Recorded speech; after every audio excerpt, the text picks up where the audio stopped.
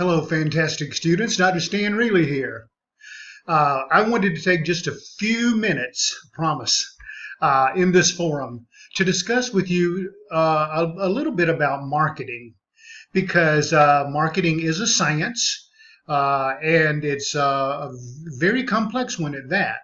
So one of the things that I wanted to make sure that we covered this week is, as you review different product lines, companies that have a wide range of different products and services that they offer to us, the consumers, realize that the marketing processes that they use vary based on the product itself, how much it's in demand, and those types of things, and how new it is, how innovative, how cutting edge, how long it's been around.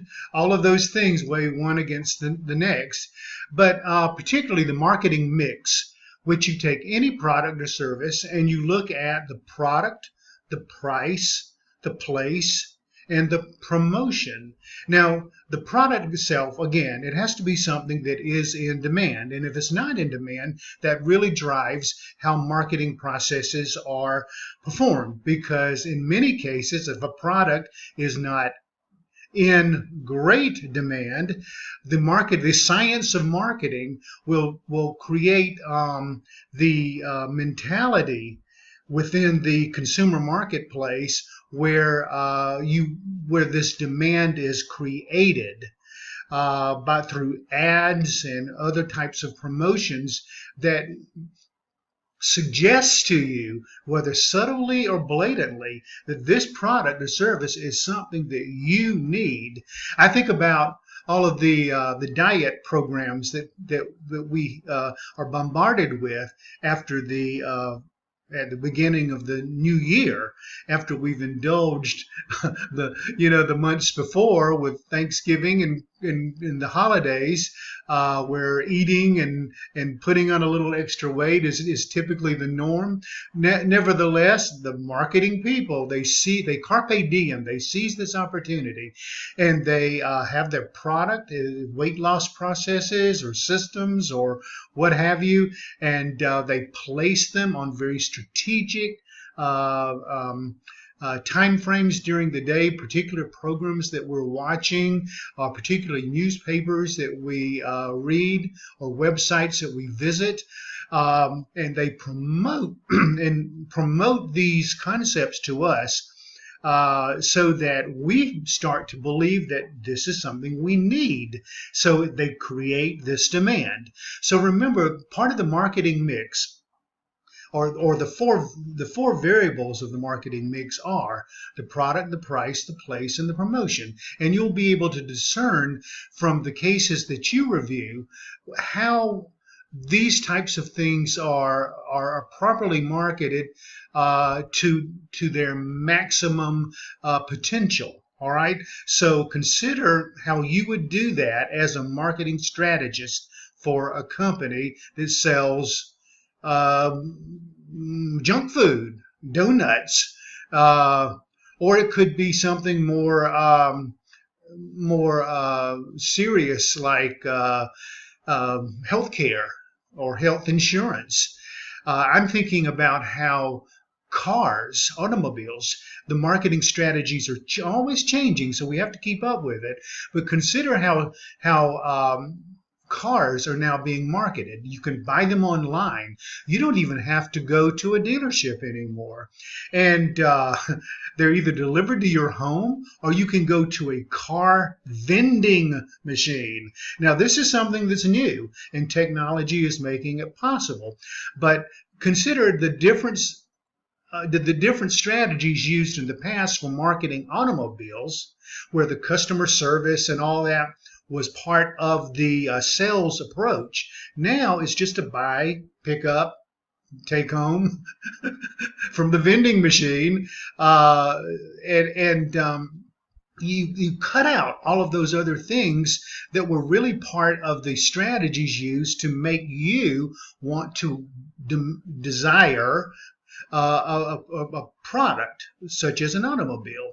Um, this segues me to the demographic, the geographic, the psychographic, and the behavioral aspects of marketing strategies as well.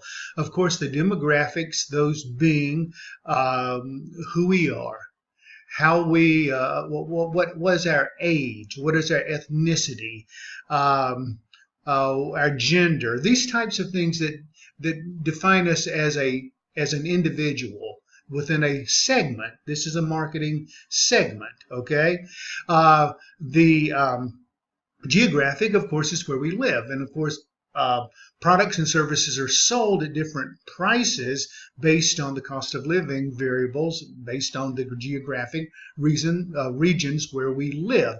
And also, there are certain things that cannot be sold to people in, let's say, snowshoes in the desert areas. I mean, you know, hardly something that would be a demand for that. So geography, where we live, and that segment of the population would not have certain products or services marketed to them based on the pure geography of their location. Then the psychographic, your behavior, your lifestyle, those kinds of things that you do. Are you a sports fan? Do you go to the theater? What exactly is your lifestyle trends? And then the behavioral aspects is your loyalty and your